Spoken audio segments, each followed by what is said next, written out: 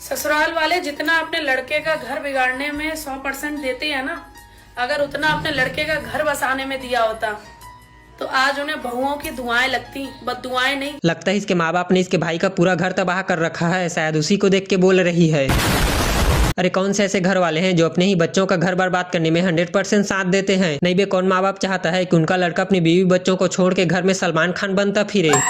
अगर उतना अपने लड़के का घर बसाने में दिया होता तो आज उन्हें बहुओं की दुआएं लगती, बददुआएं नहीं। अरे मैडम, तुम्हारे सास ससुर को तुम्हारी दुआओं की कोई जरूरत नहीं है। उनको तो तुम अपने घर में उनके ही घर में एक कमरा और 2 वक्त की रोटी ही दे दो, शायद वही उनके लिए किसी दुआ से कम नहीं होगी। शायद इसीलिए आज के समय में वृद्धाश्रम खुले हैं। कड़वा है लेकिन सच है। साला इनका तो एक अलग ही मल्टीवर्स चलता है, जहाँ अगर इनके सास ससुर वृद्धाश्रम जाए तो उसमें इनकी सास ससुर की गलती है, और वही अगर इनके मायके में इनके माँ बाप अगर वृद्धाश्रम चले जाए तो उसमें इनकी भाभी की गलती है। दूसरों की बेटियों को तकलीफ देने वालों, इतना याद रखना कि ये कर्ज है जो तुमसे नहीं तुम्हारी बेटी से ही वसूला जाएगा। अरे तो जब तुम्हारी सास तुम्हें तकलीफ देती है तो तुम जस्टिस मांगने क्यों लग जाती हो? यही मान लिया करो ना कि ये मेरे मायके वालों का कर्ज है जो मुझसे वसूला जा रहा है। इसके अकॉर्डिंग तो भगवान किसी को बेटी इसलिए देता है ताकि बेटी अपने घर वालों के किए पापों का दंड भोग सके। मतलब बेटियों को लक्ष्मी नहीं, दंड भोगने वाला ऑब्जेक्ट समझ रखा है इसने।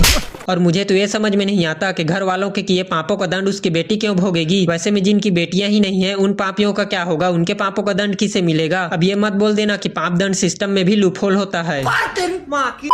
मुझे खाना बनाने से लेकर घर संभालने तक कोई प्रॉब्लम नहीं है, पर अगर तुम ये कहोगे कि तुम लड़की हो तुम्हें करना ही पड़ेगा तो करवा लो, होता है तो। मुझे भी 8 घंटे बाहर बॉस की गालियां खा खा के काम करने में कोई दिक्कत नहीं है, पर तुम ये बोलोगी कि तुम आदमी हो, तुम्हें तो करना ही पड़ेगा, तो करवा लो फिर, होता है तो। ऐसा अगर इसका पति बोल देना तो ये मैडम उसकी सैलरी से ज्यादा तो उस पर धाराएं लगवा देंगी, और एलिमनी में कहाँ पर उसकी प्रॉपर्टी लेनी है उसका डिस्कशन कर रही होगी वो अलग।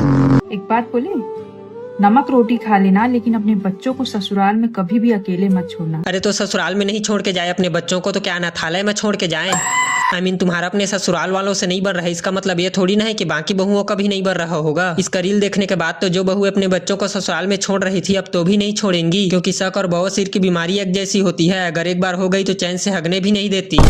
विभीषण ये भी तो कह सकता था कि प्रभु कोई और उपाय सुझाओ, रावण भाई है मेरा। एक बात तो सच है कि परिवार और समाज किसी का नहीं हुआ। रामायण सबसे बड़ा उदाहरण है इस बात का। अरे कौन सी रामायण देख ली तूने जो भाई के रूप में तुझे सिर्फ विभीषण ही दिखा? ओ भाई नहीं दिखे तुझे जो अपना ऐशो आराम छोड़ के अपने बड़े भाई के साथ वनवास चले गए? ओ भाई नहीं दिखे तुझे जिन्होंने बड़े भाई के लिए अपना राज सिंहासन तक छोड़ दिया? कहाँ से दिखेगा ये सब तुम्हें? तुमने तो परिवार तोड़ो योजना का चश्मा जो लगा रखा है।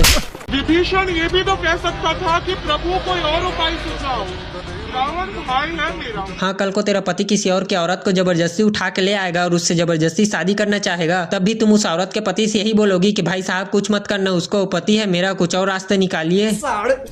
नहीं बे, जब तुमने रामायण देखी ही नहीं है, पढ़ी ही नहीं है, तो तुम उस पर वीडियो क्यों बना देती हो? भगवान श्री राम ने राजकुमार अंगद को रावण के दरबार में भेजा ही इसीलिए था ताकि रावण को अंतिम अवसर दे सके अपनी गलतियों को सुधारने का। तो फिर विभीषण और किस मुंह से ये बोलते कि प्रभु रावण तो भाई है मेरा, कुछ और रास्ता निकालिए। एक बात तो सच है कि परिवार और समाज किसी का नहीं हुआ। रामायण सबसे बड़ा उदाहरण है इस बात का। अरे जाहिल, तो समाज और परिवार उसका होगा ही क्यों जिसकी एक पत्नी होने के बावजूद भी वो किसी और की पत्नी को अपहरण करके लाता है? नहीं भी मतलब हकते टाइम दिमाग टॉयलेट में ही गिर गया था क्या?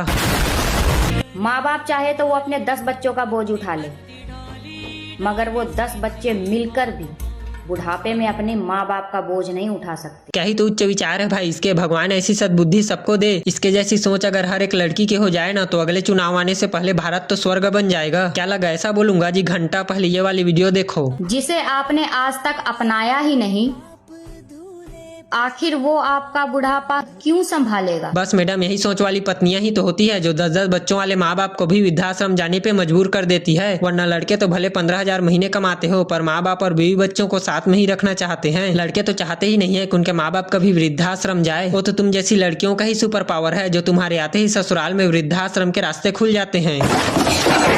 एक सासू माँ अपने नाती को देने के लिए चांदी और सोने के कड़े तक खरीद लेती है, पर अपने पोते को देने के लिए 10 रुपए तक नहीं होते उनके पास। हाँ, और उन्होंने ये जो जमीन जायदाद खरीद रखी है वो क्या अडानी के पावर प्लांट लगाने के लिए खरीद रखी है?